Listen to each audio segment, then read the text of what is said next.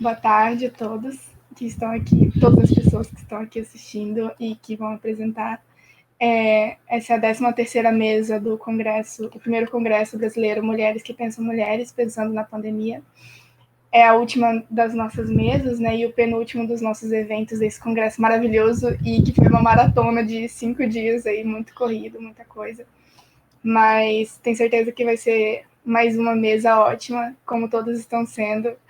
E vou chamar a primeira pessoa para apresentar, a Natália Pereira. Pode ficar à vontade de se apresentar e eu vou cronometrando o tempo e quando faltar 10 minutos eu te aviso no chat privado, tá bom?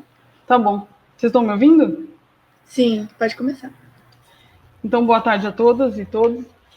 Meu nome é Natália Pereira, né? Eu sou recém-ingressante do programa de pós-graduação em Filosofia da UFSCar.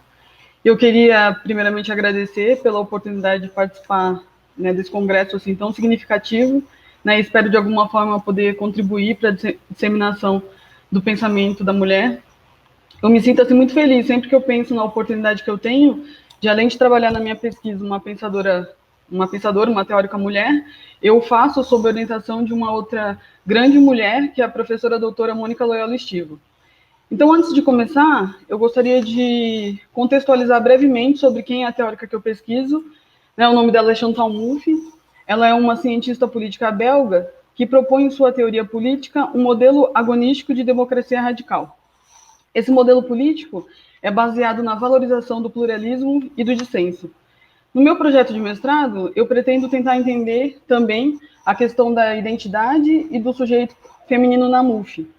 Mas, assim, como eu ainda não iniciei, né, essa parte do projeto, então, assim, eu vou tentar explicar de forma bem resumida. Assim, né? Chantal Mouffe, ela evidencia uma concepção de identidade anti-essencialista que nega a existência de uma essência que seja intrínseca e imutável no sujeito. Ou seja, não é possível falar de um modelo abstrato e universal para a categoria mulher. Essa desconstrução permite compreender a diversidade das relações sociais aos quais o sujeito feminino está inserido. Então, considerando essa desconstrução, permite compreender a diversidade das relações sociais aos quais o sujeito feminino está inserido, considerando as instituições, as práticas, através das quais a categoria mulher é produzida.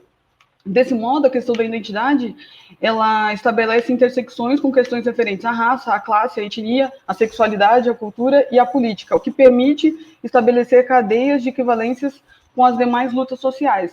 Mas hoje, na intenção de evidenciar a análise de uma mulher do campo político, eu vou apresentar um excerto do que foi a minha pesquisa de na graduação, né, me atendo especificamente a perspectiva de Mouffe acerca das paixões e identidades coletivas, no âmbito da política democrática.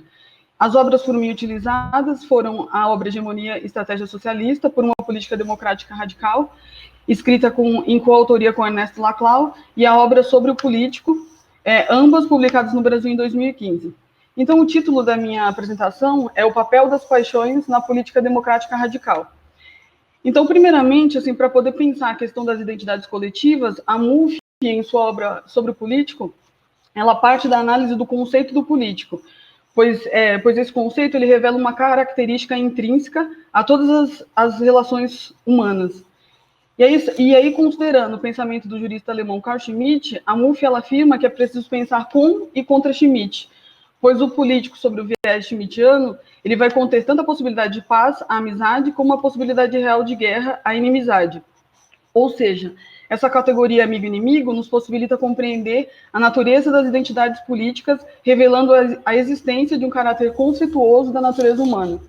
Em sua obra O Conceito do Político, Schmitt ele vai apresentar uma visão de mundo polarizado, em que a política é cada vez mais neutralizada pela economia e pelos mercados, tornando-a um dos registros mais fidedignos destes séculos de amizades e inimizades extremadas, o que justifica, assim, em grande parte, a relevância de sua obra. Mas esse horizonte bélico schmittiano, cujo antagonismo pressupõe a eliminação do inimigo, é o ponto de distanciamento de Mouffe em relação a Schmitt, pois a pensadora ela não concorda que essa seja a única maneira de pôr em cena o conflito. Então, não há nenhuma intenção, assim, por parte da autora, de se justificar ou fazer apologia à violência, ao ódio, à desqualificação gratuita do outro, mas há, de fato, uma chamada de atenção no sentido da gente não mais ignorar e muito menos mascarar o aspecto antagônico das relações sociais. Então, a Mulf, em sua obra sobre política, ela também interpretará essa dimensão antagonística sobre um viés psicanalítico, né, e ela denominará como paixões os vários impulsos emocionais que se encontram na origem das formas de identificações coletivas. Para a pensadora, a política democrática ela precisa ter uma ascendência real sobre os desejos das pessoas, os desejos e fantasias das pessoas. E ela deve oferecer formas de identificações que contribuam para as práticas democráticas. Então, a Mulf ela vai partir da análise psicanalítica freudiana acerca das sociedades para evidenciar a dimensão afetiva das identidades coletivas na política.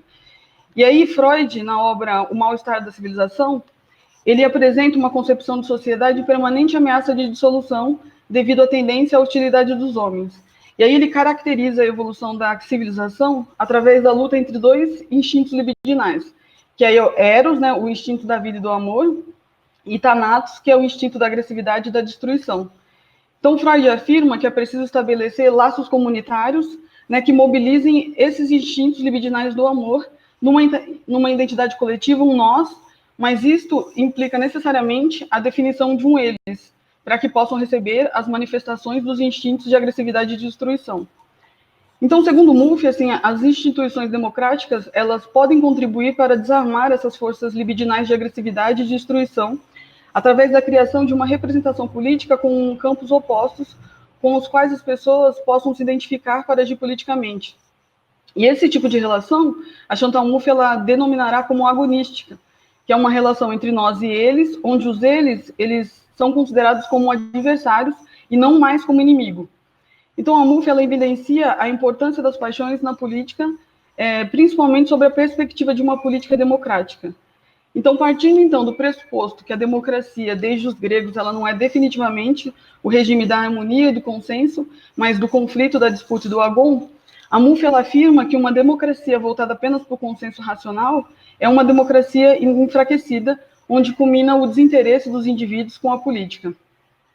Então, a essência do debate político democrático deveria ser o embate entre ideologias, possibilitando deste modo a escolha entre projetos diferentes. Entretanto, estamos lidando agora com instituições democráticas que giram em torno do vazio, na medida em que a dimensão de soberania do povo está hoje completamente eliminada. Então, ela descreve, né, que ao cidadão já não tem mais a oportunidade de intervir, de escolher, de dar expressão às suas vozes, pois as eleições consistem, na maioria dos casos, em ter que escolher entre propostas políticas praticamente iguais, de consenso ao centro, seja centro-direita ou seja centro-esquerda, que, no fundo, representa o mesmo viés ideológico. Então, seria necessário, portanto, para estimular os indivíduos a participar da vida política, uma esfera vibrante de contestação entre posições políticas democráticas legítimas, assim que deveria ser o confronto entre esquerda e direita. Esse confronto possibilitaria oferecer formas coletivas de identificações suficientemente fortes para mobilizar as paixões, desempenhando assim um papel integrativo na democracia. Então, a Mouffe ela nos chama a atenção para o fato de que essa dimensão das paixões, quando mobilizadas de formas democráticas, elas podem conduzir, quando mobilizadas de formas não democráticas, na verdade, elas podem conduzir a disputa para o âmbito moral. Ou seja, ao defender uma concepção agonística da política, que permita a mobilização das paixões comuns, Mouffe ela destaca a dimensão afetiva da política como intrínseca à democracia. E na falta dessa identificação, o que se tem são identificações não democráticas, como tem claramente se evidenciado nas sociedades contemporâneas através do discurso populista de direita, que está substituindo, né, a oposição esquerda-direita, estabelecendo fronteiras como os democratas do bem, que surgem em defesa de valores tradicionais e mobilizam pessoas intrinsecamente racistas e sexistas, e etc. Então, em entrevista concedida à página 12, e embora o eixo do pensamento da Mouffe seja a Europa Ocidental, a Mouffe também vai se referir à Argentina e ao caso do Brasil, diferenciando o populismo de direita do fascismo. Aí eu gostaria de trazer essa citação, né? Cito Mouffe. Atualmente, e não falo apenas a nível europeu, mas pensando na América Latina, há apenas uma pessoa que merece o título de fascista e é Jair Bolsonaro.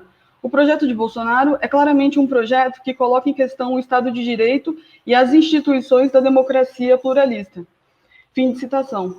Então, assim, na busca de refletir mais sobre o caso do Brasil, sobre o viés da teoria da MUF, eu acabei me deparando com uma obra intitulada Paixão e Razão. É um trabalho organizado pelo professor Jorge Oswaldo Romano, que pertence à Universidade Federal Rural do Rio, que se debruçou sobre as eleições de 2018 para observar os discursos políticos das principais candidaturas como práticas discursivas que possibilitam entender melhor os papéis estratégicos e emocionais utilizados nessa disputa. Na tentativa de destacar o componente populista em todos eles. E aí, então, ele vai partir do referencial da obra, apresentados na obra Hegemonia e Estratégia Socialista, de Laclau e Mouffe. Aí ele utilizou-se de noções de significante vazios, cadeias de equivalência e fronteiras políticas que demarcam a luta antagônica pela hegemonia expressa na disputa entre discursos políticos. Então eu trouxe, assim, fiz um recorte apenas da análise do Romano sobre o discurso político de Jair Bolsonaro, que conduz em seu discurso as paixões políticas de forma não democráticas, mobilizando formas de identificações coletivas antagônicas, onde os eles surgem como inimigos a serem eliminados. Então, o Romano, ele retrata o discurso do Bolsonaro como o discurso de um homem branco que se autodefine por possuir posições em defesa da família, da soberania nacional, do direito à propriedade e da livre iniciativa, cujo contexto histórico idealizado e mobilizado é o do golpe militar, né, que aparece em sua prática discursiva como um momento de ordem e progresso, se colocando na condição de mito, líder admirado pelo povo.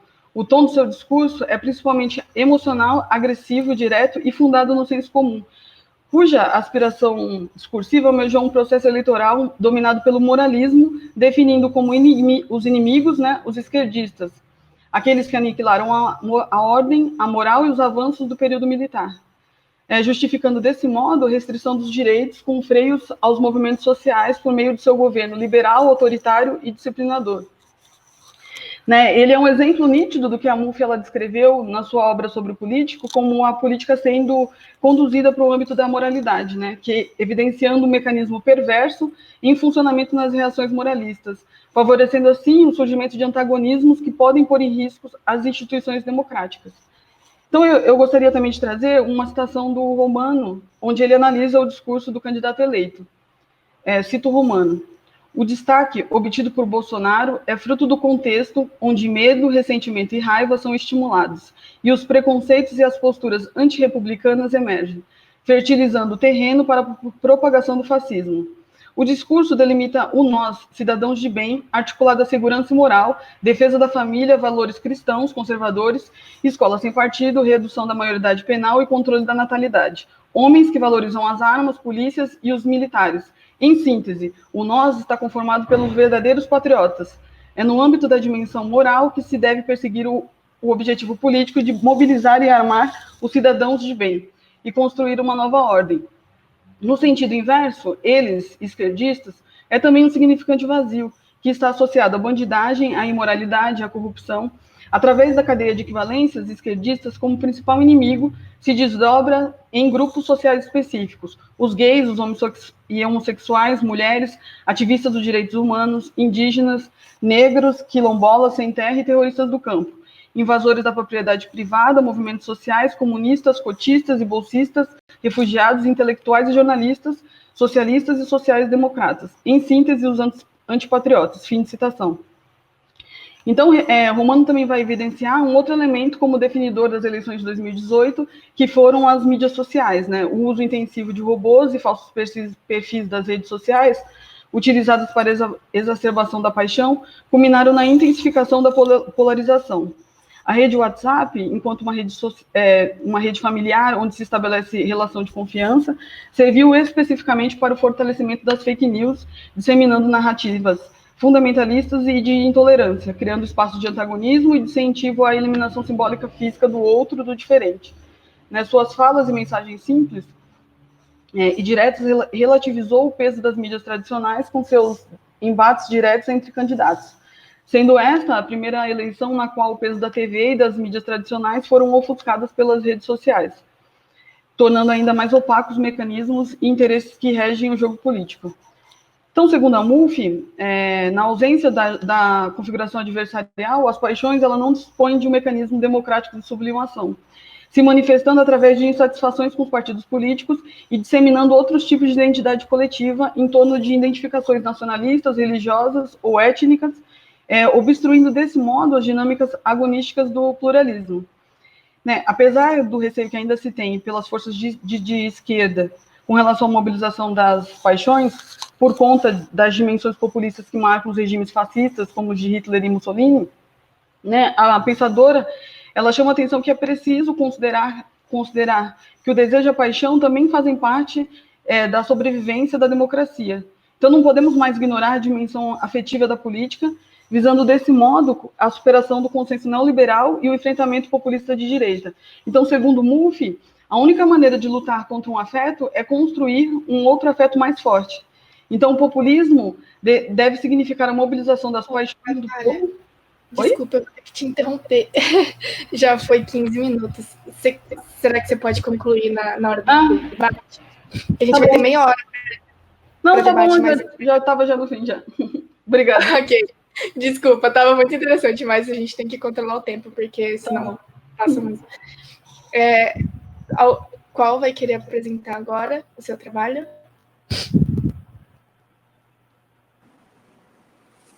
Vocês me ouvem? Sim, a gente só não te vê.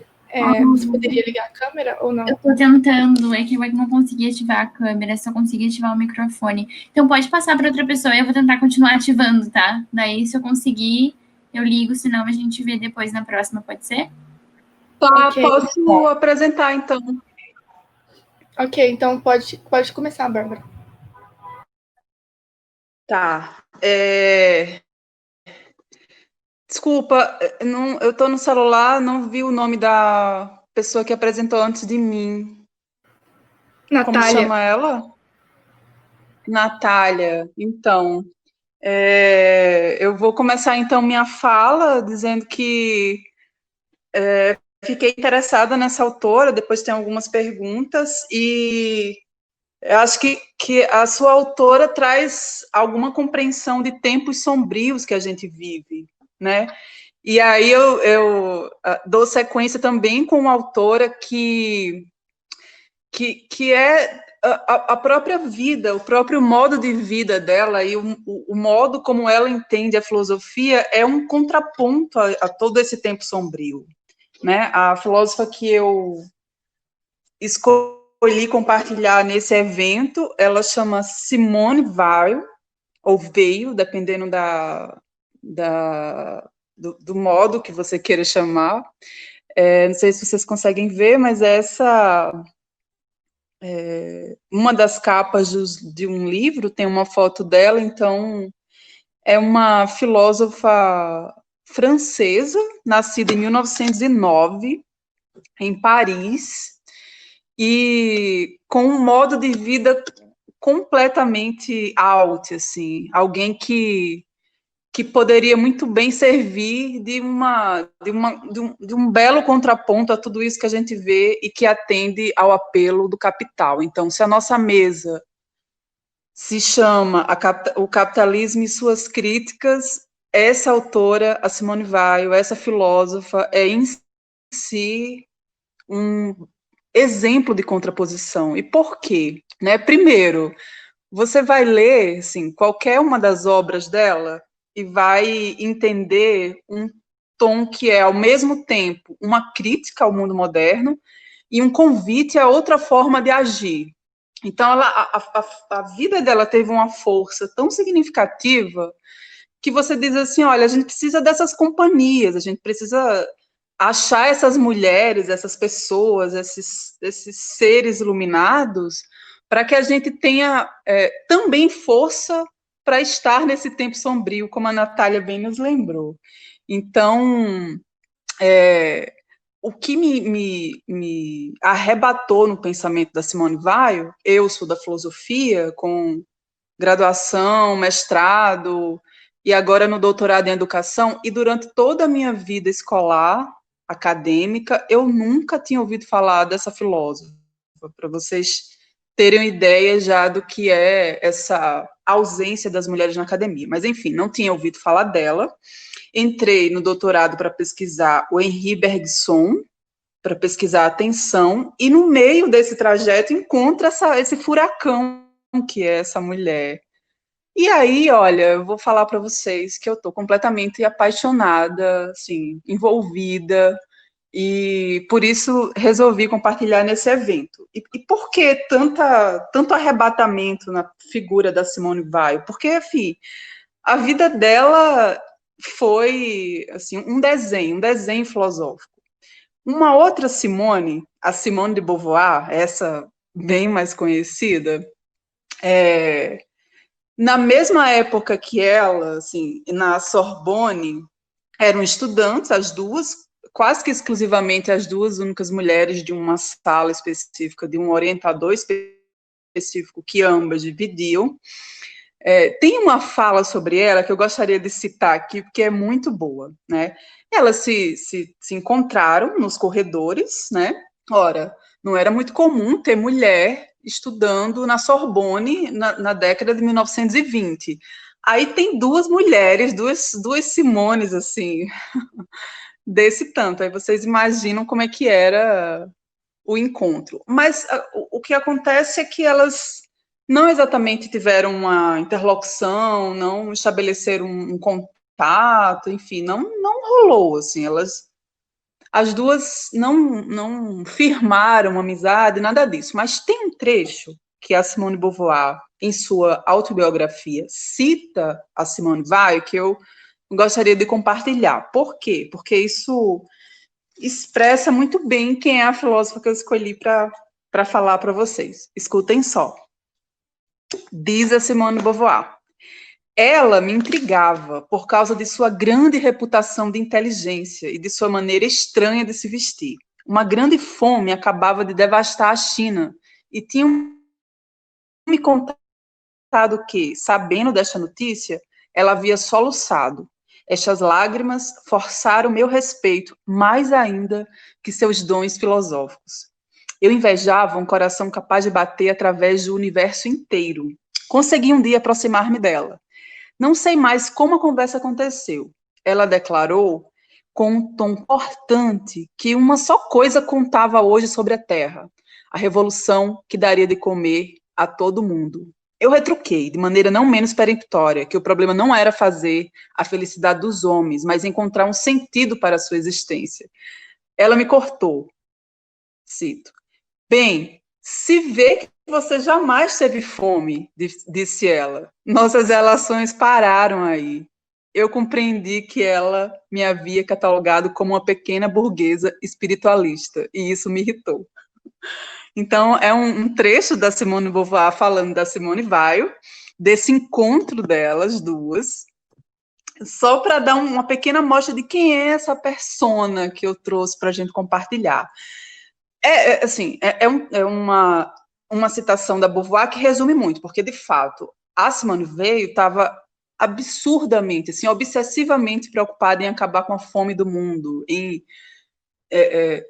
se lançar na própria biografia, no próprio desenho de sua biografia, nessa missão. A grande missão dela era essa, né? Dar de comer a todo mundo, fazer uma situação em que existisse uma vida mais justa, uma vida mais digna. Então, ela fez de tudo para que isso acontecesse. Ela, primeiro, além de ser uma intelectual assim, formidável, ela foi primeiro lugar nos exames da Sorbonne, enfim, lia poesia aos 10 anos, lia latim, enfim, o currículo filosófico dela é muito extenso, mas um traço de sua biografia que me chama a atenção é que ela não se contentou com a pesquisa teórica, ela foi para o chão da fábrica. Então, uma figura frágil, né?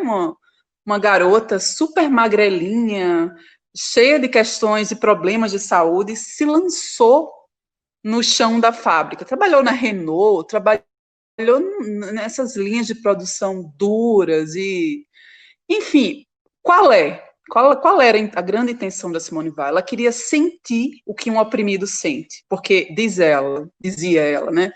Para que eu possa escrever sobre a condição da opressão, eu preciso sentir. E isso ela fez, né? Ela trabalhou no campo, ela trabalhou enfim, trabalhos pesadíssimos, além, é claro, de ter trabalhado como professora, no seu trabalho como professora, ela também tem essa característica do cuidado, da atenção. Então, ou seja, a gente está falando de alguém muito contrária ao que é essa lógica do capital. Então, a nossa mesa se fala sobre a crítica do capital, veja esses gestos, né, de buscar uma compreensão de amor ao próximo, de entender na figura de Jesus Cristo. Ela, embora fosse judia, tinha esse apreço pela figura de Jesus, por causa desse traço de amor ao próximo que ela entendia nele, e todas essas vinculações que ela teve, tentando sempre atentar ao próximo, olhar ao próximo. Então, o mais interessante da Simone Weil era o seu olhar, né?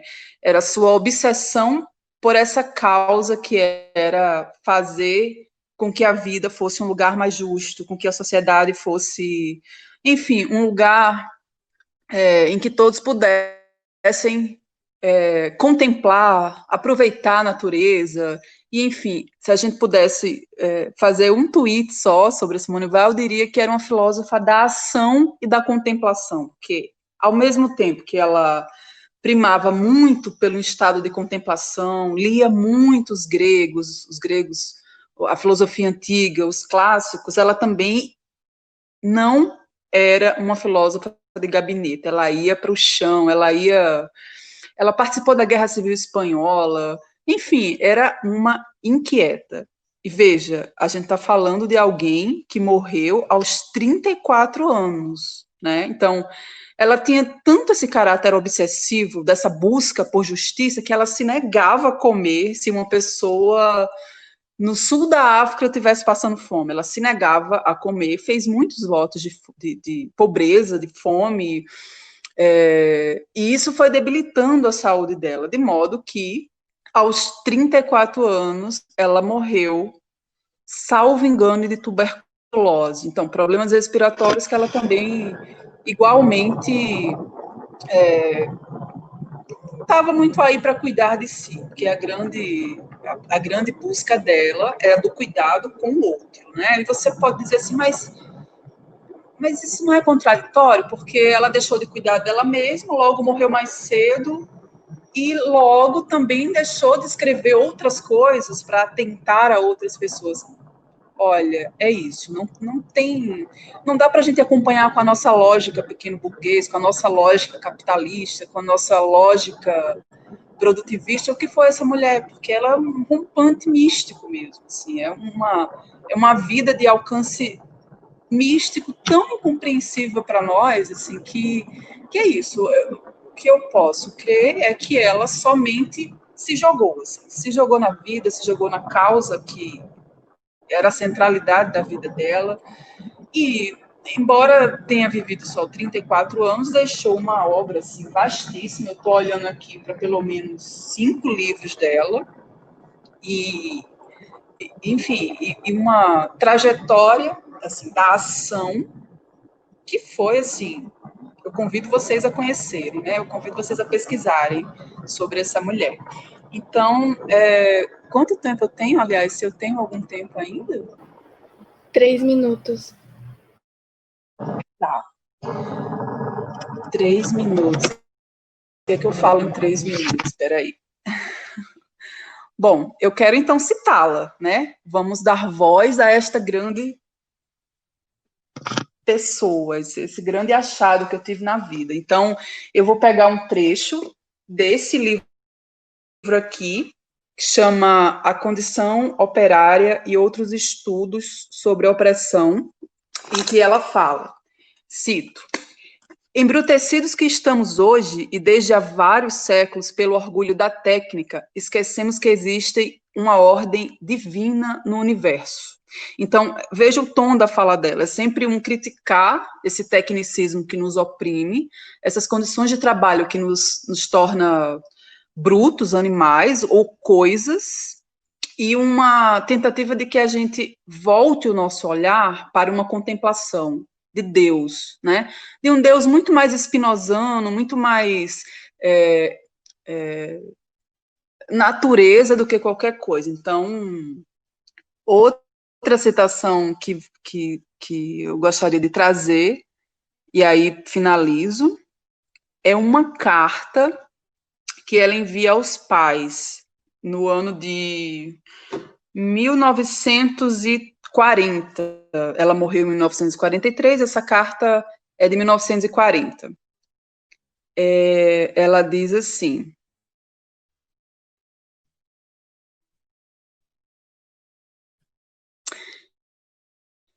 eu gostaria muito de saber se vocês estão bem de saúde e sem problemas de dinheiro, que vocês sejam capazes de gozar verdadeiramente e plenamente do céu azul, do nascer e do pôr do sol das estrelas, da pradaria, do eclodir das flores, da folhagem das crianças. Em todo lugar onde haja uma coisa bela, pensem que eu estou lá. Eu me pergunto se há rouxinóis na janela, se há rouxinóis americanos. Então, eu finalizo com essa citação, só para vocês verem o teor anticapitalista dessa mulher, assim, que estava muito mais interessada em contemplar a natureza, em aproveitar a vida, e de se oferecer com obstinação, com delicadeza, com força, com cuidado ao amor ao próximo. Então, é isso. Obrigada. Ixi, eu que agradeço pela fala maravilhosa também. Estão sendo maravilhosos vocês todos. Eu tenho certeza que as próximas também vão ser. Quem gostaria de se apresentar agora? Roana, eu acho que não tem problemas. Ou a Lorena. Lorena tá conseguindo usar a câmera? Olá, gente. Boa tarde. Estão todos me escutando? Sim, só não estamos te vendo. Eu acho que sim, tá. Ativar agora. Agora sim. Então, gente, é com muita felicidade que eu estou aqui, poder estar participando de um evento com mulheres e de ter encontrado nessas duas primeiras falas convergências com aquilo que eu venho pesquisando, né? E eu concordo plenamente com a Natália, a dimensão afetiva na política é um elemento um tanto subestimado. A apresentação da Bárbara, certo? Maravilhosa. Assim, a Simone é uma autora que eu tenho tentado estudar, iniciar estudos sobre ela. E a Hannah Arendt, a autora que eu me propus apresentar um pouco aqui, nesse evento, tem uma consideração sobre ela, um comentário sobre ela, se eu não me engano, acerca desse livro, A Condição Operária, no diário de pensamento dela. Eu também, recentemente, me deparei com um trabalho do Roberto Espósito, que ele pensa a interlocução entre Hannah Arendt e Simone. O título do livro, se não me engano, é Origem da Política, Simone Weil ou Hannah Arendt. Infelizmente ainda não foi traduzido, mas está disponível em inglês, se não me engano. Bom, acabei não me apresentando. Meu nome é Lorena, eu sou Lorena Pinto, eu sou estudante de graduação pelo curso de Filosofia da UFMA. Eu venho trabalhando com essa autora, Hannah Arendt, já há um tempo, mais especificamente com os temas da Revolução, né, dela. E hoje eu me propus a apresentar um pouco dessa concepção, né, os aspectos gerais que Hannah Arendt apresenta acerca desse conceito. Então, eu vou me utilizar aqui da obra dela chamada Sobre a Revolução, publicada em 1963. Basicamente, o início do livro, né, onde vai se encontrar esses pontos, esses pontos gerais sobre o conceito de revolução. Então, eu pretendo aqui, primeiro, abordar um pouco sobre esse conceito, né? Sobre esse contexto, né, que fomentou essa obra, também localizar os problemas que ela vem abordar nesse livro em relação a outros momentos do pensamento de Hannah Arendt, e, por fim, né, buscar essa relação que a autora estabelece entre revolução, liberdade, a questão social e a ideia do novo início. Eu fiz um breve roteiro, pretendo ler aqui, quando, enfim, o tempo estiver finalizando, por favor, me avise. A obra sobre a Revolução, publicada em 1963, é reflexo das preocupações de Hannah Arendt com seu contexto. A Guerra Fria reinseriu o tema da liberdade nas pautas políticas, utilizando-se desse conceito como um meio para justificar o desenvolvimento e o uso de implementos técnicos para uma possível guerra. Arendt, até então, já tinha percebido essa questão, considerando o problema da perda do sentido da política. Ao ser desapropriado do seu conteúdo original, a política passou a servir como um meio para atingir fins mais elevados. O primeiro fator decisivo para essa mudança de sentido teria sido a criação da Academia de Platão. A política passara a funcionar não mais como uma esfera própria, mas a serviço de uma finalidade maior, a liberdade intelectual. Essas transformações se perpetuaram ao longo da história em uma dinâmica semelhante. A era moderna teria, por fim, consolidado essa relação ao determinar como centro da política a administração do trabalho, ou melhor, o sentido do progresso dessas forças, estabelecendo uma oposição entre uma concepção negativa da liberdade individual em relação à gerência da vida. Tal contraste não somente indicou aquela perda de um espaço adequado para a política, como também definiu aquela liberdade como um empecilho ao progresso.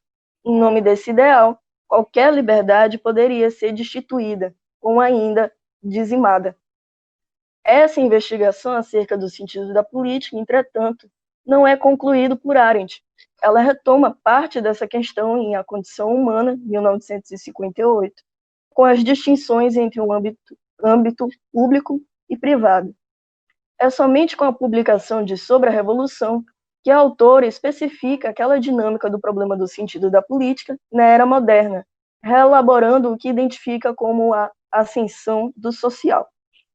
Essa obra compõe, portanto, o desenvolvimento dessas questões sobre o significado da política e sua relação com a ideia de liberdade. A guerra persiste, desde a novidade do totalitarismo, como a finalidade última da política. Cabe, nesse sentido, investigar em que conceito essa perspectiva se ancora e identificar como essa se formou. A análise de Arendt sobre o tema da revolução está em volta desse espectro, como um alerta que a inversão da política pode proporcionar: o terror, o controle, a guerra total e a possibilidade real da destruição da Terra. A revolução, contudo, é a alternativa desse temor. O seu objetivo é a liberdade, não no seu sentido negativo como uma liberdade individual, mas apresenta o significado autêntico da política, o público, a participação, o exercício ativo do discurso e a ação conjunta. A autora se detém a examinar dois fenômenos: a Revolução Americana, 1765 a 1783, e a Revolução Francesa, 1789 a 1799. Segundo Arendt, esses eventos foram decisivos para a tradição do pensamento político, tanto para uma ruptura em relação a essa tradição, quanto para a construção de um novo paradigma.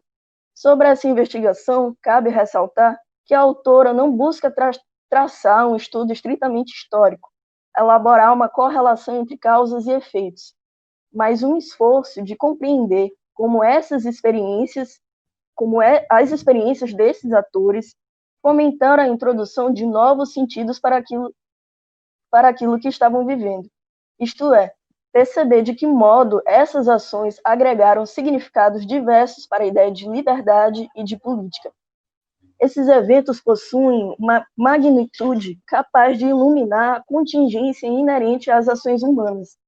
A via dessa investigação parte da convergência que esses fenômenos expressam com a palavra. Cada termo, recorda Arendt, possui um resquício que indica o fenômeno originário dela. Se hoje, por exemplo, a relação entre liberdade e política persiste, isso se deve à especificidade que a ideia de política possui com a experiência da polis grega, a isonomia.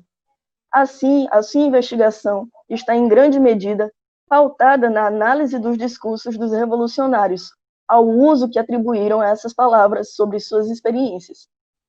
Comumente, nos remetemos à palavra revolução,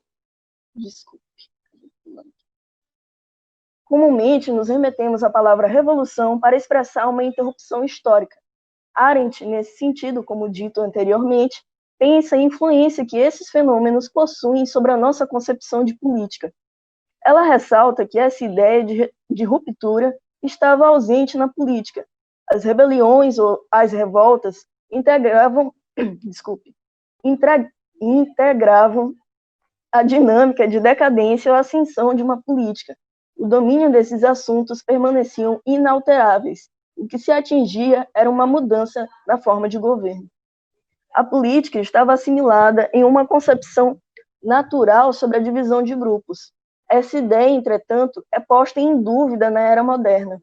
A fatalidade da pobreza não é mais admitida como algo inerente à condição humana. Arendt assevera que essa questão surge com a ideia de abundância, a descoberta que o empreendimento da América poderia oferecer. A ideia de América teria se tornado um símbolo dessa questão. A política não estaria fadada à eterna repetição, mas uma possibilidade de mudança daquela condição social. Arendt não se estende nesse momento quanto à influência da Revolução Americana sobre a francesa, e pontua que a questão social teria desempenhado um papel menor sobre o fenômeno americano. A autora também afirma que a doutrina cristã não teria definido essa questão. Sob essa perspectiva, a história teria um novo marco, um início, o que poderia perceber em consonância com aquela ideia de mudança. Contudo, essa interrupção histórica teve um sentido pré-estabelecido, possibilitou uma esfera do tipo secular, mas que não teria uma dignidade própria. O mundano, assim, estaria submetido à salvação. Para Arendt, a ideia do novo é propriamente moderna. Apresentou-se para os revolucionários no decorrer dos movimentos. Aquilo que se iniciara como uma reivindicação por direitos privados demandou a construção de um novo corpo político. A luta contra a tirania concebeu a libertação. Contudo, a revolução ambicionava um novo desejo, a liberdade, a participação ativa na política. A libertação é condição para a liberdade, mas não é suficiente para a efetivação daquelas reivindicações. É necessário, afirma Arendt, um movimento em direção à criação de instituições que assegurem aquela demanda. A autora ainda recorda que as revoluções resgataram o fenômeno originário da política, ao perceberem a insuficiência que um governo circunscrito por direitos civis poderia oferecer. Esses revolucionários ampliaram a ideia de liberdade, agregando a essa concepção um sentido positivo.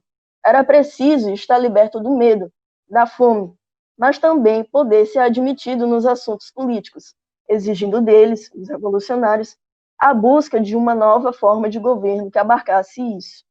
A inserção da ideia do novo foi acompanhada pela descoberta da paixão pela ação conjunta. Arendt prossegue sua análise retomando os sentidos da palavra revolução.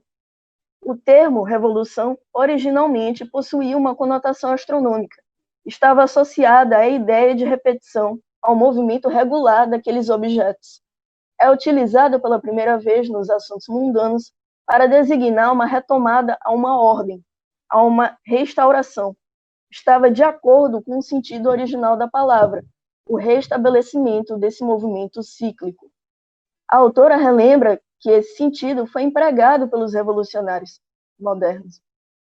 Não se pretendia uma criação de um novo corpo político, mas a restauração de antigos direitos, usurpados por aquele governo.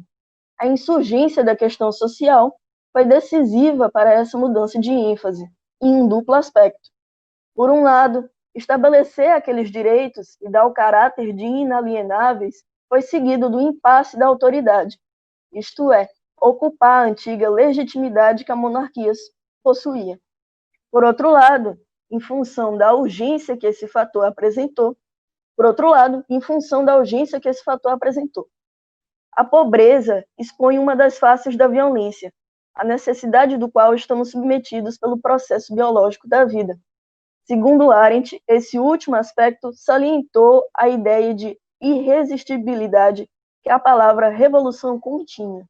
A questão social imprimiu no movimento a sua força numérica, desencadeando a violência.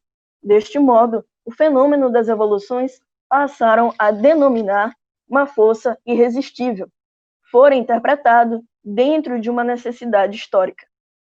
Arendt observa que a inserção da questão social e a ideia de necessidade histórica que reconduziu esse fator possibilitou a justificação de finalidades alheias à política, o implemento da violência. A crítica que a autora desenvolve ao longo do livro não é propriamente uma aversão à questão social, mas a percepção dos problemas da apropriação dessa questão como centro do exercício político. A miséria e a pobreza não são questões políticas. Não é preciso justificar ou argumentar sobre. Ela deveria ser uma afirmação tácita de sua solução. Pois a libertação é requisito para a liberdade. A criação de um espaço público adequado para o exercício da ação e do discurso depende da emancipação em relação às necessidades da vida. Revolução é o limiar desses domínios. A luta contra um regime que nos priva de nossos direitos essenciais se objetiva no momento em que percebemos que isso é mais do que um sintoma dessa política. É um problema estrutural e depende do esforço em prosseguir essa luta em prol da construção de um novo corpo político que materialize a liberdade. Então, era isso que eu gostaria de apresentar, um pouco sobre esse conceito de revolução. Espero não ter sido muito sintética e obrigada pela atenção de todas. Obrigada pela fala, terminando no tempo certinho. Agora, vou chamar a próxima, Roana, que será a última que vai apresentar. Tá bom. Vocês conseguem me ver agora? Não, né? Não, mas não tem problema, não. Tá bom, desculpa, gente, vai ficar no formato podcast, porque eu realmente não estou conseguindo ativar aqui. Peço desculpas. Mas, enfim, então, para iniciar, meu nome é Roana, e eu sou graduanda em Ciências Jurídicas e Sociais pela Universidade Federal do Rio Grande do Sul, e eu tenho iniciado os meus estudos um pouco sobre mulheres na política, e hoje eu espero compartilhar um pouco sobre essa pesquisa que eu iniciei. Eu não vou tratar especificamente de uma autora, eu vou apresentar um pouco de uma pesquisa que foi construída com auxílio de pré-candidatas a vereadoras, né, no período de pré-candidaturas. Então, para contextualizar um pouco, eu parto aqui a partir da composição do espaço político brasileiro, em que a gente tem cerca de 12% a 15% de mulheres ocupando esses espaços, né, respeitando as diferenças em determinados espaços, como câmaras municipais, câmaras estaduais, e no espaço como deputadas federais e senadoras. Essa composição, ela está atrelada a diversos motivos, mas inicialmente a gente pode perceber ela como um sintoma da vasta trajetória de exclusão, né, e opressões para com as mulheres analisadas enquanto um grupo social não homogêneo, e como isso influenciou para a permanência no espaço privado delas a partir da divisão sexual do trabalho, né, e das práticas capitalistas de contenção dessas figuras no espaço privado e dos homens no espaço público.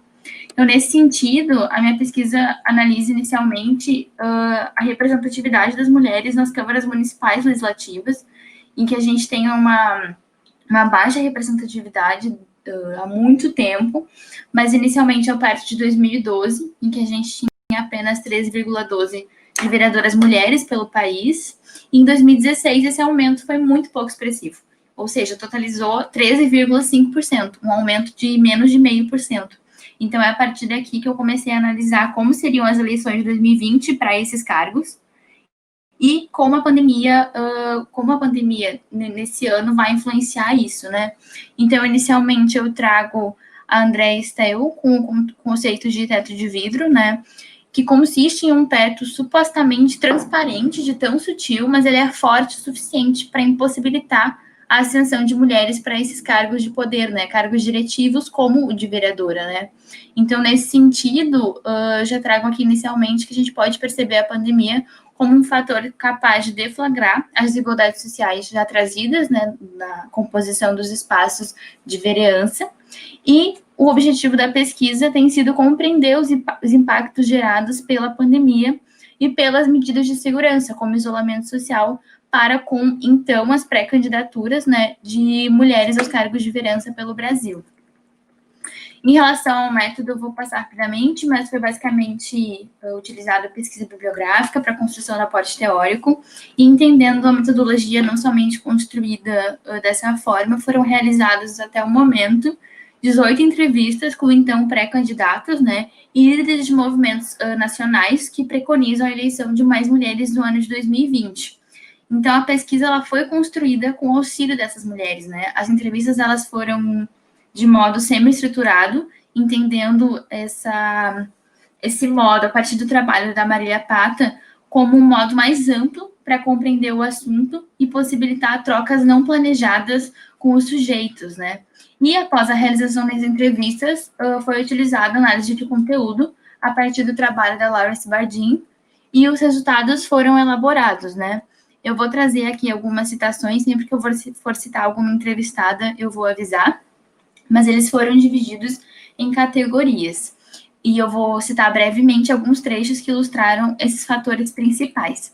Então, primeiramente, a gente pode perceber que houve uma modificação do modelo de pré-campanha a partir da pandemia e da utilização do ambiente virtual. E eu vou agora citar a primeira candidata que foi entrevistada, ela foi a pré-candidata entrevistada número 1, em que ela me trouxe, isso apareceu em vários relatos, inclusive, que a pré-candidatura vinha sendo planejada há muito tempo, no caso dela, desde 2018, e havia vários planos de reuniões e encontros na cidade. E como a pandemia impossibilitou esse contato, e considerando que uma pré-candidatura e, posteriormente, uma candidatura a um cargo de vereadora ainda pressupõe uma campanha muito corpo a corpo. E agora eu passo a citar que ela disse a seguinte frase: quando se faz a campanha na rua, tem como abordar alguém e ir criando um vínculo, mesmo que a pessoa não tenha interesse propriamente em política. Na rede, no ambiente virtual, ela tem que procurar o que pede pela vontade, né? E eu terminei a citação, e linkando com a pré-candidata entrevistada número 8, vários relatos vieram nesse sentido, de como é muito difícil pensar em uma candidatura no isolamento, pensando que não entrar em contato com o eleitorado faz com que seja muito mais difícil que as pessoas vejam em sujeitos, em mulheres que não estão na política, como sujeitos potentes e capazes de serem eleitos, né? Outro ponto que apareceu bastante é que, como o ambiente virtual, também linkando com essa primeira categoria que eu comentei, é um reprodutor de desigualdades, né? Então, agora eu passo a citar, eu vou citar duas entrevistadas. A primeira é a pré-candidata entrevistada número 5, que disse o seguinte: como te comentei, tinha o plano das rodas de conversa por toda a cidade com mulheres. E, para mim, o pior problema da campanha virtual é que eu não consigo atingir e conversar com mulheres que eu queria pela internet. Então, conto com o presencial no futuro para conseguir chegar de forma efetiva na parte das mulheres mais invisíveis. Esse foi o relato da pré-candidata entrevistada número 5. E linkando com isso, eu tive o relato da organizadora entrevistada número 2, que é uma organizadora de um movimento nacional que preconiza mais mulheres eleitas nesse ano, em que ela disse o seguinte: a gente tem a ideia de que uma pré-campanha e, consecutivamente, uma campanha em âmbito virtual é mais barata, é mais simples, mas, na verdade, ela é mais complicada do que uma campanha presencial, considerando que a grande parte, principalmente das mulheres, não tem uma equipe com elas o tempo todo que ajude a planejar, produzir conteúdo e, de fato, planejar toda a pré-campanha e, posteriormente, a campanha. Outro ponto que surgiu, agora eu parto para a terceira categoria, é a sobrecarga de trabalho e a tripla jornada de trabalho das mulheres. Então, aqui eu vou citar duas pré-candidatas entrevistadas. A primeira é a pré-candidata entrevistada número 11, em que eu cito a partir de agora. Eu sou mãe solteira, vendedora e cuido da casa sozinha. E em meio a tudo isso, ainda me propus entrar para a política. Contava muito com a escola. Agora minha filha está em casa e, por ser pequena e com o vírus, não tem onde deixar. Não vejo apoio do partido e nem estratégias para pensar nas mães solteiras nesse momento. E linkando com um relato que agora é da pré-candidata entrevistada número 14, mas que surgiu de diversas mulheres que, cito a partir de agora, permaneço no movimento para eleger mais mulheres esse ano, mas com os meus filhos em casa agora, meu trabalho, o trabalho do meu marido e o cuidado da casa, não tive como permanecer com a pré-campanha. Já penso em 2024. Mostrando, então, como a gente às vezes acha que, claro que as mulheres, por terem sido delegadas ao espaço privado muito tempo, como isso acaba perpassando diversos ambientes, como mesmo uma pré-campanha, que pode ser vista como simples para muitas pessoas, acaba sendo impactada por todos esses fatores.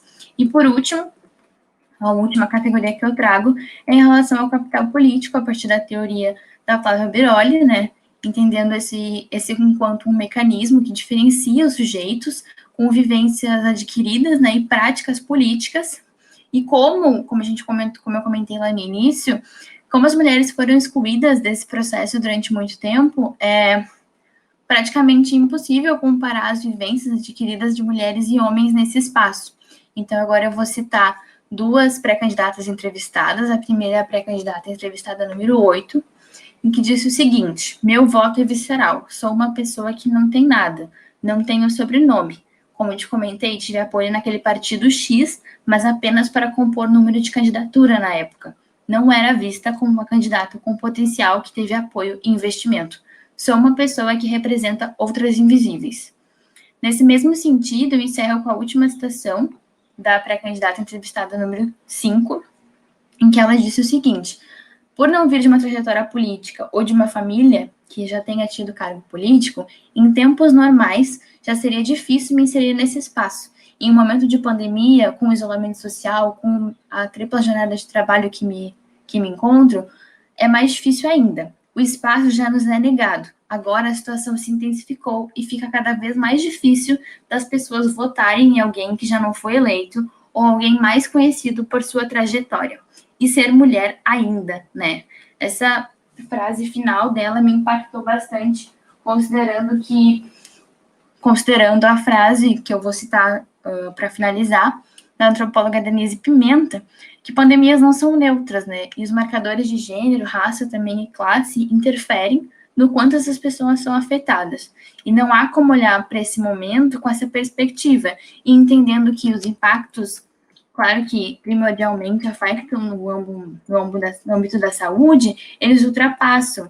E até no momento de pré-campanha, teve como ser percebido que várias mulheres desistiram de continuar na campanha, serem registradas enquanto candidatas, e quanto há ainda uma resistência de ver as mulheres como sujeitos capazes de ocuparem cargos políticos, e como não foi pensado estratégias em meio ao isolamento social, a tripla jornada de trabalho, a sobrecarga de trabalho dessas mulheres, para ainda um planejamento de uma pré-campanha.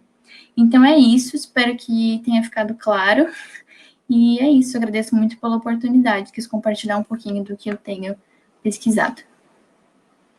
Desculpa, eu não tinha visto a tua mensagem. Agradeço a fala de todas os 6, todas as 4. Foram bem fortes, maravilhosas, inclusive. E eu tenho certeza que agregaram bastante ao congresso e vai estar disponível, né, no nosso canal. Mas agora a gente vai abrir para o debate, né? E se vocês quiserem fazer perguntas umas às outras, fiquem à vontade, mas eu vou fazer comentário e pergunta também. E já peço desculpas desde já se a minha pergunta for um tanto leiga ou coisa assim, porque tem algumas temáticas que eu não tenho muito conhecimento para poder fazer uma pergunta mais aprofundada. Mas, Natália, como você foi a primeira que apresentou, né? Desculpa, gente, meu nariz está corizando, estou com uma alergia meio forte, mas enfim. Como você foi a primeira que apresentou, eu queria perguntar sobre a questão do desejo, que você falou que é essencial na política e tal, mas como eu não entendo muito bem essa questão do desejo, mas eu fiquei me perguntando como lidar com o desejo que é construído pelo próprio capitalismo, sabe? Um desejo individualista e super voltado ao lucro. E em relação à posição política, como que é uma posição política legítima? As paixões, tipo, elas têm que ser em comum ou individuais? Eu fiquei me perguntando essas coisas. E para a Bárbara, com relação a Simone Weil, como, sei que seria utópico talvez perguntar isso, mas como que a gente estaria se a gente tivesse o mínimo dessas atitudes dela, sabe? Se colocar naquele lugar para poder tentar algum tipo de mudança e, tipo, dar voz para aquilo, já que ela estava numa condição de privilégio em que ela podia escolher estar lá, né? Então, enfim, e o impacto das redes sociais nessa, digamos assim, ausência de vontade de ter esse tipo de atitude, sabe? Para Lorena, eu fiquei me perguntando, desculpa, peraí, tô tentando, aí voltou. Não sei se a Lorena caiu. Lorena, você tá aí? Você caiu. Lorena, oi? Estão me vendo, ouvindo? Agora eu tô te ouvindo, mas eu não tô te vendo, mas não tem problema. Eu vejo. Fraca. Então deve estar aparecendo na gravação. Eu vejo a Lorena. Lorena, sobre a sua apresentação, eu peço desculpas porque foi a que eu menos entendi. Para mim, me pareceu complexo, porque eu não tenho muita experiência com esse tema, mas sobre os conceitos de revolução e liberdade que você explicitou na visão da autora, eu queria mais se você puder, uma explanação sobre esses conceitos atualmente, também relacionando com a internet, sobre como o individualismo exacerbado, até mesmo nas pautas identitárias, está afetando esses dois conceitos. E para Roana, é realmente muito forte, né, essa questão das mulheres na participação política, porque acaba que a gente não consegue levar nossas pautas para onde talvez teria que ser levado, né? E aí eu fiquei pensando na apresentação da Lorena também, como que esse sistema político não muda tanto assim, né? Parece que ele se mantém, a estrutura se mantém da mesma forma, e mesmo que a gente vá lá participar, a gente não consegue muita mudança efetiva. E eu tenho a impressão que a própria maneira como o capitalismo está agregando as lutas identitárias está sendo, assim, está trazendo uma certa destruição por dentro dessas lutas. Mas, Rona, você citou sobre o trabalho doméstico, né, nas candidatas, né, pré-candidatas à eleição de vereadora. Alguma delas teve experiência prévia ou, tipo, é a primeira candidatura? Eu fiquei sem entender um pouco isso. Mas realmente é muito chocante, porque a gente teve várias palestras e mesas que falaram muito sobre a relação do trabalho e do trabalho doméstico, tanto fora quanto no âmbito privado, como que isso afetou imensamente as mulheres, principalmente no contexto pandêmico, tem sido assim muito muito pesado, né, para lidar com essa carga, tipo, de não conseguir se candidatar, tanto porque já não tinha representação no âmbito público antes, né, a participação da mulher na política é muito ínfima ainda, infelizmente, não por culpa nossa, obviamente, né, por culpa do contexto, mas então por isso ninguém consegue ver uma mulher como alguém capaz de estar lá, né, como você falou. Enfim, algumas reflexões e perguntas que talvez pareçam bobas para vocês. Sinto muito, eu tô realmente tentando aqui, minha cabeça ficou um pouco curiosa, mas enfim.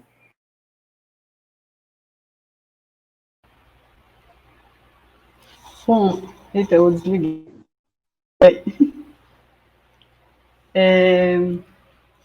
Você me fez uma pergunta sobre... Eu fiquei meio confusa, mas é como lidar com as paixões do capitalismo, né?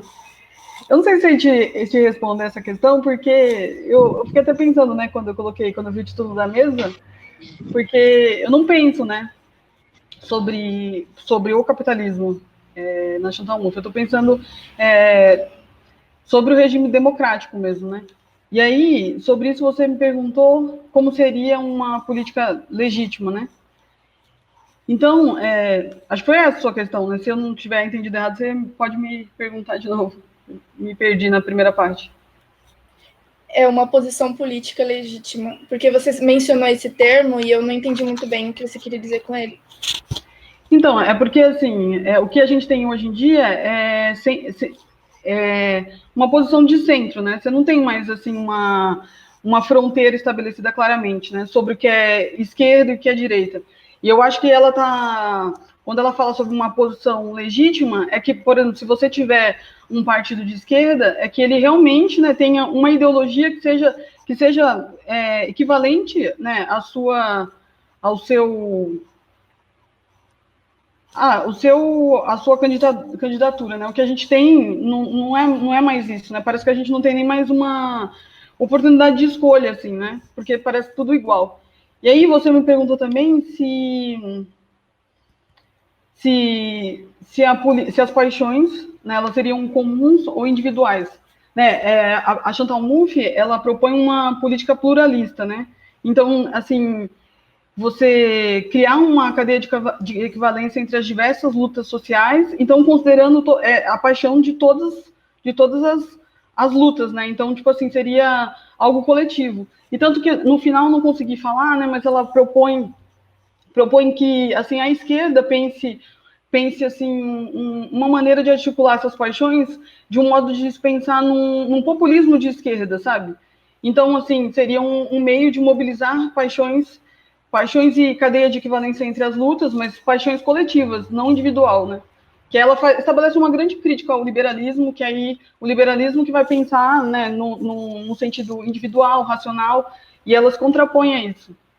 Não sei se ficou tão claro. Espero sim. Eu fiquei pensando nessas questões mesmo do liberalismo, e, tipo, como que o capitalismo atualmente ele estimula essa questão da individualidade exacerbada, né? Digamos assim, ainda mais com quando move a sua, digamos assim, a sua luta por meio do lucro, único e exclusivamente. Então, tipo, você é, por exemplo, feminista se você comprar uma camisetinha de Girl Power. Então, por aí, pronto, acabou, né? Não tem, parece que nesse sentido não tem uma posição política legítima, nenhum movimento social efetivo, né? Tipo, não parece que move realmente a pessoa. Uhum. Posso pegar uma carona e perguntar também para a Natália, porque a minha pergunta é bem no que ela está dizendo, pode ser? Fica à vontade. Milena. Então, Natália, quando você fala sobre paixões para Chantal, eu fiquei com a mesma questão da Milena, assim, tem alguma forma de deixar mais evidente para uma não iniciada o que seriam essas paixões, assim? Tem como você simplificar para eu entender? Porque ela parte de teorias que vão, tanto da psicanalítica quanto do Carl Schmitt, que vão mostrar que o homem, ele não é um sujeito racional, né? Ele não age só por meio de razão e também não, e justamente por isso ele não tende só ao consenso. Então, assim, muitas das nossas ações, ela é pautada pelo instinto, né? E aí ela até se baseia no Freud para falar isso. E aí o Freud vai falar que existe sempre, já no nosso próprio corpo, existe, né, esse embate, uma luta entre vários instintos. Então, por que no campo social, né, e no campo político, a gente também não considerar sobre esse viés? Então, quando se pensa na política, por que esse aspecto passional, né, ele só tem sido mobilizado pelas políticas de direita, né?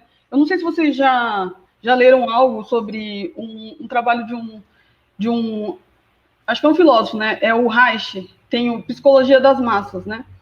E aí ele vai analisar como assim o aspecto emocional, passional das massas durante o nazismo, né? E aí você vê, ele faz uma análise que ele analisa pelo viés do Freud e do Marx. E aí você vê que assim que os mecanismos políticos eles não estão só eles trabalham nessa área, sabe? E o que aconteceu agora na eleição foi claramente assim, uma política totalmente, um embate totalmente dominado pelo aspecto passional. Então, o que ela chama atenção é por que a gente, de esquerda, não pode pensar, também começar a mobilizar esses âmbitos, sabe? Essas paixões. Que é meio que, né, pensar de um modo coletivo o que o povo deseja, né? Porque a gente está perdendo essa característica de povo. Sim. Então, ela pede nesse sentido, tipo assim, a gente, enquanto esquerda, criar um populismo também de esquerda, sabe? Não deixar só esse âmbito para a direita, que é meio que está dominando, né?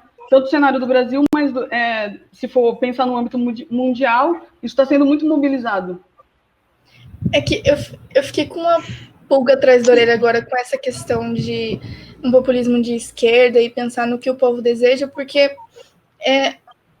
me parece que nem sempre o desejo que a gente está vendo atualmente é dos mais positivos. Parece que o desejo, ele também vai contra o próprio interesse que o povo nem sabe que tem, como, por exemplo, o direito ao aborto, vou tocar em temas sensíveis, né? A legalização das drogas que hoje são ilícitas, que deixar ilegal traz um monte de violência que é carregada de racismo e de violência contra a classe, etc.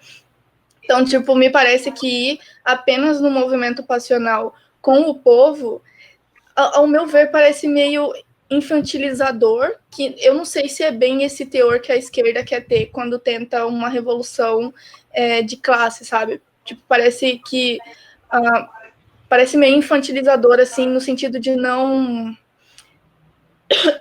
de não mover o pensamento. E eu não sei se eu estou falando asneira com essa questão, mas, enfim, só uma reflexão, caso você queira responder. A gente ainda tem 23 minutos de debate por aí.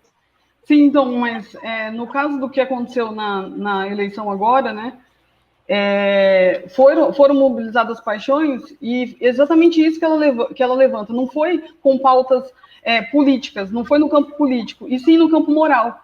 Aí, então, no campo moral, você não tem mais um opositor, um adversário, você tem um inimigo. Então, assim, para que eu consiga me afirmar, eu preciso da eliminação do outro, sabe? Então, foi isso que aconteceu. E aí, assim, quando a questão da mobilização das paixões, quando você pensa no povo, ela fala sobre ela está propondo uma política pluralista. E então ela tá propondo uma cadeia de equivalência entre várias lutas sociais. Então, pensando na pauta de gênero, de raça, sabe? E eu só consigo pensar um regime político que atenda a isso, né, numa política de esquerda. Não consigo pensar isso na direita, né? Então, tipo assim, são essas diversas paixões que devem ser mobilizadas. Então, já é mobilizado na direita, só que no âmbito moral. Então, o que ela pede é que para dar voz para a esquerda, dar voz para o povo, sabe? Para essas lutas de classes sociais, antirracista, feminista. Aí, nesse sentido que ela diz que é preciso mobilizar. Ok, a próxima pessoa que eu tinha perguntado para a gente dar voz a todo mundo, porque, enfim, a Bárbara, eu tinha perguntado para você. Tá. Milena, a sua pergunta é muito boa e é uma pergunta muito feita, assim, porque, de fato, a Simone Weil estava numa condição de privilégio, assim, a família dela não era exatamente da alta burguesia, digamos, mas era ela era filha de médicos, de um médico, né, que ofereceu a essa criança toda uma gama de acessos, assim, ela teve professor particular, ela estudou línguas, ela tinha livros e livros em casa. O irmão dela, André Weil, foi um grande matemático do século passado. Então, a atmosfera dessa casa era uma atmosfera de acessos, né? Não era alguém que passou dificuldade, passou fome, em virtude das condições materiais. Ela fez isso por escolha. Então, o que a gente pode pensar ela, embora tivesse acesso / privilégios, ela escolheu outra forma de vida. Aí você pode dizer assim, mas o que significa essa abertura, abrir mão desses privilégios? Olha, eu não sou capaz de responder isso, porque cada um sente o que faz a sua vida. Ela podia muito bem ser também uma burguesinha boba, que não despreocupada com as grandes questões humanas. Ela podia muito bem ser só alguém que usufruía de todo esse benefício material da família, mas ela escolheu uma vida, um modo de vida de um outro braço da sua pergunta. Como é que a gente pode vivenciar, experimentar esse estado, né? Essa pessoa, essa filosofia? Eu diria que exatamente no estranhamento. A Simone Weil tem um valor de estranhamento para mim, porque no que ela se diferenciou, no que ela se ofereceu ao estado de contemplação e ação, a gente olha e pensa, tá, então existem outras formas que não seja essa forma assim, devastadora, consumista, individualista, sabe, egocêntrica, porque a vida dela foi outra coisa. O que me leva a crer que o estado de atenção, o estado de espírito, eu diria, da Simone Weil é o grande legado dela. O que cada uma de nós vai fazer com isso, aí já é outra coisa, assim. Como a gente vai dar voz às nossas inquietações a partir dessas figuras que a gente lê, ouve falar, aí é outra coisa. Mas essa atmosfera Simone Weil está aí, né? A força de contraposição dela está aí. A gente pode sorver, pegar e, diria mais, nos apropriarmos dessas grandes mulheres. A Edith Stein é outra, a Etty Hillesum é outra, mas vamos falar hoje aqui da Simone Weil. Então, se acompanhar com essas mulheres para fazer frente a um modo de vida que é quase uma ditadura, assim. A gente vive a ditadura do capital, do consumo, da ansiedade, do egocentrismo, e aí você tem, por outro lado, um convite, eu diria, para pensar diferente. Então, para mim, ela tem essa força de contraposição. Isso é uma força revolucionária, porque você subverte essa lógica. Então, se a nossa mesa diz capitalismo e suas críticas, vamos procurar essas revoluções, essas pequenas e grandes revoluções que cada uma dessas pessoas traz. Por exemplo, Simone Weil. Então, a gente precisa achar nossas companhias, a gente precisa achar nossas pequenas revoluções, né? E é por isso que a Simone Weil me arrebata, assim, porque por onde eu olho, por onde eu vejo, tem modos de vida, de filosofia, de pensamento contrários ao dela, né? Então, é preciso que a gente reforce, retome, a gente coloque em nossas bibliografias, a gente pega as nossas pesquisas acadêmicas e encha dessas potências de contraposição a esse sistema totalitário, que é o capitalismo, ou como diria o Walter Benjamin, essa religião, que é o capitalismo, e melhor ainda se ela for mulher, como é o caso da Simone Weil, né? Então, Milena, para lhe responder, eu diria que essa é a força de ação que ela tem, a força efetiva, real, palpável, que eu posso usar em qualquer uma esfera, seja virtual, presencial, na escola, na vida. Quando eu penso o meu poder de compra, quando eu faço quando eu abdico de ter uma vida, sei lá, frenética. Então, o que ela convida é para esse estado de atenção. Então, para mim, isso já é muito, isso é revolucionário, assim. Enfim, eu também tenho algumas perguntas, mas você também fez outras perguntas aos colegas, então eu vou esperar, tá bom? Tá, caso haja tempo no final, a gente... Posso falar? Não, eu gostei muito da sua apresentação, achei que você apresentou de forma sintética, mas muito, muito bom, assim, me tocou bastante. E só para acrescentar, assim, eu achei muito interessante ela ter saído do campo teórico, né, e ter ido lá no chão de fábrica para ver como como se sentir o oprimido. Achei isso, assim, sensacional. A gente conseguir também, né, pensar além da teoria e ver de que modo acontece na prática mesmo. Era só isso. Ah, Ok. sim.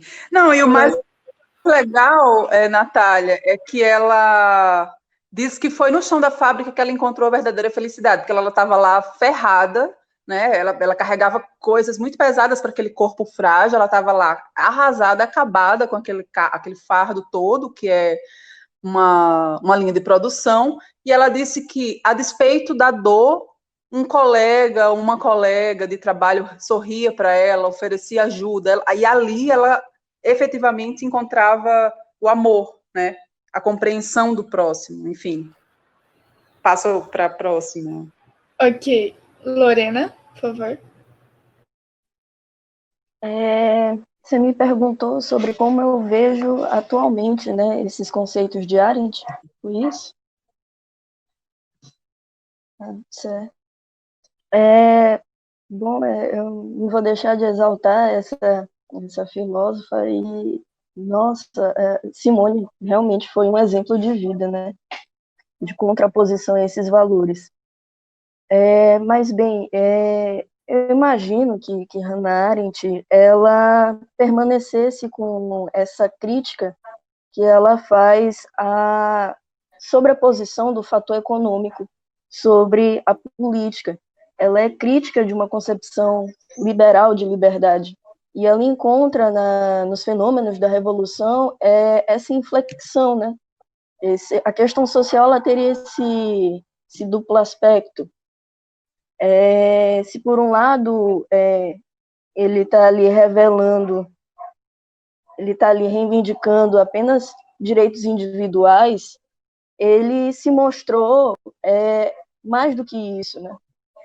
Que aquela luta não era só uma luta por esses antigos direitos, mas também por uma liberdade efetiva. E Hannah Arendt, ela pensa essa liberdade como um estado compartilhado entre os homens. Então, ele depende de um espaço público, da construção desse espaço.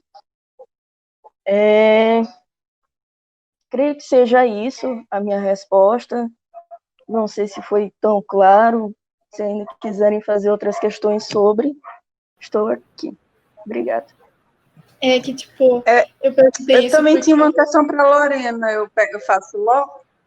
Eu vou só comentar rapidinho, porque... Aí eu passo a palavra para você, tá bom?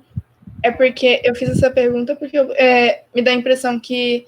me dá a impressão não, né? Eu acho que muitos teóricos e teóricas falam sobre isso atualmente, mas que todos os conceitos políticos eles estão cada vez mais esvaziados, né? Nesse contexto tão, como bem disse a Bárbara, frenético, né? E parece estar sendo mais difícil resgatar ou construir novamente, reconstruir, não sei, esses conceitos para que a gente atinja, de fato, algum tipo de liberdade, não sei. Enfim, Bárbara.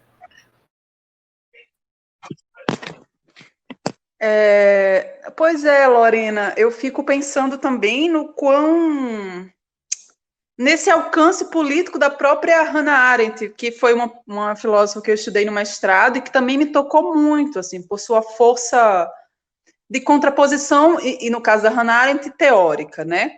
Mas aí eu fico pensando numa pergunta que se parece com a da Milena, mas vai assim.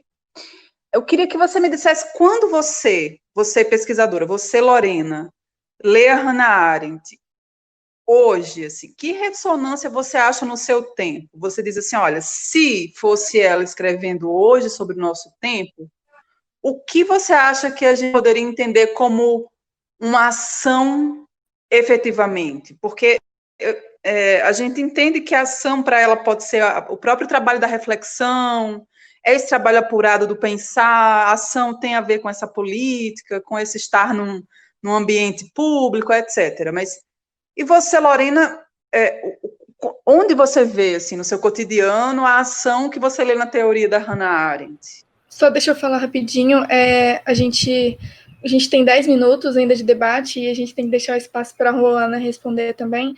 Então, Lorena, se você puder ser breve, ou tipo, uns 2, 3 minutos.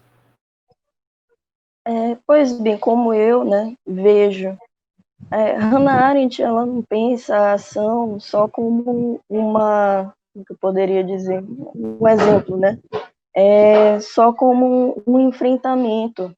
Ela também pensa isso em outras atitudes, né? Atitudes de resistência. Uma delas é a compreensão, né? Esse esforço que nós cotidianamente fazemos para tentar compreender e resistir ao peso do nosso tempo, né? Outra coisa que eu acho interessante na filosofia de Hannah Arendt é que ela também vai pensar o discurso, né, em igualdade, né, com a ação. Então, estar aqui, falar em público, ser vista, ser ouvida, ouvir os outros, também compõe esse tipo de ação. Só uma última coisinha. Você falou de uma relação de um texto que a Hannah Arendt fala da Simone Weil. Você podia compartilhar comigo depois, se você puder deixar seu e-mail aí? Sim, com porque eu tenho muito interesse nesse texto. Pode ser? Se você puder deixar algum contato na mensagem ali? Obrigada. Meu e-mail. Roana, por favor, passa a palavra para você. Tá bom. Então, você chegou a me perguntar se as entrevistadas, né, já tinham alguma vivência política. E das 16 entrevistadas que eram pré-candidatas, apenas 2 tinham tido, mas os 2 relatos foram no sentido de que no momento em que elas apresentaram a pré-candidatura e posteriormente as 2 foram candidatas, nas eleições de 2016, inclusive, elas perceberam que foram abordadas pelo partido e as 2 não fazem mais parte do mesmo partido, não são mais do mesmo, para realmente compor os 30%. Não para realmente terem investimento, serem, enfim, vistas como capazes de serem eleitas, né? Então, foi mais ou menos isso, assim, as outras não, é a primeira vez. Eu foquei principalmente em mulheres que estão utilizando e estão sendo potencializadas por movimentos que priorizam mais eleições, mais mulheres na política, né? Que hoje existem vários movimentos e a ideia é no futuro compreender o quanto isso modifica o espaço, sabe? O quanto isso potencializa e faz com que mais mulheres se candidatem efetivamente, né?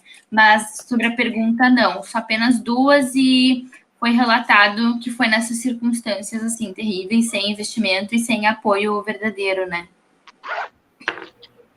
É um pouco duro pensar como que o simples fato de estar lá que tem que ter tantos % de mulheres candidatas ou eleitas, tipo, não é meio vago, né? Não vai adiantar muita coisa. Mas outra coisa que eu queria perguntar, que eu acabei esquecendo aquela hora, é sobre as ideias, ou bom, a gente ainda tem uns 6 minutos ainda gostaria que você falasse sobre as ideias delas, ou tipo, se as motivações para elas estarem na política seria para uma busca pelos direitos das mulheres, ou elas têm vieses um pouco diferentes, como que seria isso?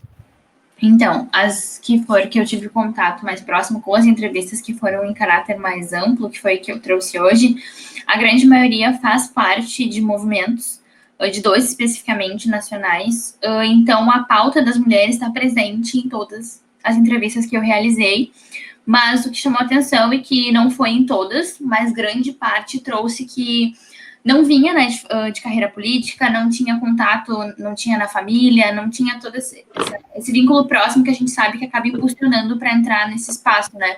Não tinha isso, mas via necessidade, principalmente na sua cidade, algumas especificamente no seu bairro, de se colocar para a política, entendendo a política como não só a política partidária, mas do dia a dia, né? E como seria importante ter um representante da comunidade, do bairro ou da própria cidade, que não se limite a algum bairro, né, geográfico, nesses espaços. Então, é o interesse realmente de compor e levar assuntos importantes para elas, né? A grande maioria tinha, sim, a pauta das mulheres, mas tinham algumas que tinham visões um pouco diferentes sobre determinados assuntos. Mais ou menos, não sei se eu te respondi. Sim, sim. A gente tem 5 minutos. Eu tenho uma pergunta para a Ruana também. Uhum. Pode falar. Posso? Claro. Eu achei interessante a sua pesquisa, acho que a gente precisa muito desse tipo de pesquisa, sobretudo agora, nesse período pré-eleitoral, e é interessante notar, e aí a sua pesquisa me escancara isso, que a campanha virtual não é barata, né? Enfim, os escândalos do Bozo aí escancaram ainda mais isso. Pelo contrário, é caro você disparar tudo aquilo, você sustentar, porque você não, sozinho não dá conta de atingir com seu smartphonezinho lá todo mundo, enfim. Uhum. Mas uma coisa que eu fiquei curiosa para saber é que eu perdi o início, ou cortou aqui, que você fala sobre a cidade da sua pesquisa, o recorte Uhum. desse mapeamento. A outra coisa é, se você, em algum momento, ou pergunta ou se atenta ao fato de que, muitas vezes, a entrada nessa campanha, esse acesso feito por mulheres, ao invés de ajudar, inviabiliza algumas questões. Por quê? Porque às vezes elas são usadas, acho que estrategicamente trazidas ali para levantar pautas que não são pautas progressistas, ao contrário, a gente vê, eu voto no interior do estado do Rio de Janeiro, embora eu seja do Rio Grande do Norte, mas enfim, é outra coisa. Mas eu vejo que tem muita mulher candidata que sustentam pautas absurdamente machistas, assim. Então, elas são estrategicamente lançadas como dizendo assim, olha, votem mulher. Elas se usam desse artifício e, no final das contas, reforçam o que a gente quer combater, entendeu? Então, acho que a minha pergunta para você é o seguinte: a sua pesquisa percebe alguma dessas coisas para você compartilhar com a gente, assim, alguma dessas nuances mais escancaradas, sabe? Ruana, você tem até 3 minutos para responder, porque a gente já está bem no finalzinho. Tá bom, tranquilo. Eu vou meter então a segunda rapidamente.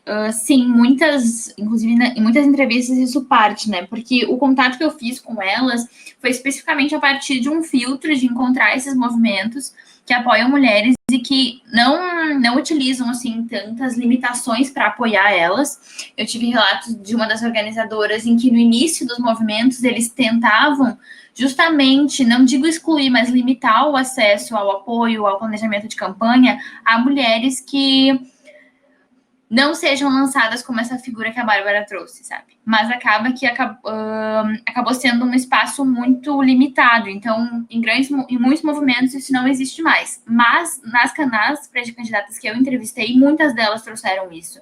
O quanto é importante e o quanto elas se veem como mulheres que não estão sendo lançadas para serem eleitas estrategicamente e depois defenderem pautas que não podem não ser diretamente, mas são contra os direitos das mulheres e de fato essa emancipação, né? Para que elas não sejam eleitas e no futuro não sejam vereadoras ou deputadas, né? Dependendo do espaço político que elas componham, que queriam, por exemplo, extinguir com as cotas, né, de gênero no processo, que a gente tem uma pele aí correndo agora, nesse momento, nesse sentido. Então, isso esteve presente em todas as falas, realmente generalizando, porque esteve presente em todas, que é importante a representatividade, é importante a representação dessas mulheres nesses espaços, mas que tipo, né, quem a gente gostaria que estivesse lá?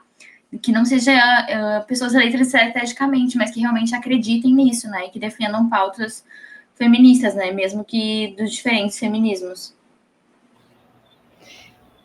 Certinho no tempo. Então, vamos encerrando aqui a nossa última mesa desse evento tão maravilhoso. Mais uma mesa cheia de muitas ideias que a gente pode, assim, levar para as nossas pesquisas, para a nossa vida, né? E para o nosso próprio ativismo enquanto feministas ou enquanto mulheres mesmo, sabe? Mas eu agradeço muito a presença de todas que apresentaram. Eu agradeço a presença das pessoas que escutaram também. A gravação vai estar disponível no nosso canal do YouTube, tá? E eu queria convidar vocês todos para irem na palestra de encerramento também, comparecerem virtualmente, né? Na palestra de encerramento, que vai ser às 18 horas no horário de Brasília, cujo título é Mulheres Indígenas e Camponesas na Luta Antipatriarcal e Anticapitalista, encerrando com chave de ouro com a doutora Lia Barbosa, né? A professora doutora Lia Barbosa. Muito obrigada novamente. É isso. Obrigada, gente. Obrigada, valeu. Obrigada pela mediação. Obrigada. E caso meninas. vocês tenham alguma dúvida ou querem entrar em contato uma com a outra, podem nos enviar um e-mail lá no Hermenêutica, que a gente responde e vai tentando estabelecer um contato entre vocês, tá bom? Caso não tenham deixado todos os e-mails aqui. Muito obrigada. Tchau, pessoal.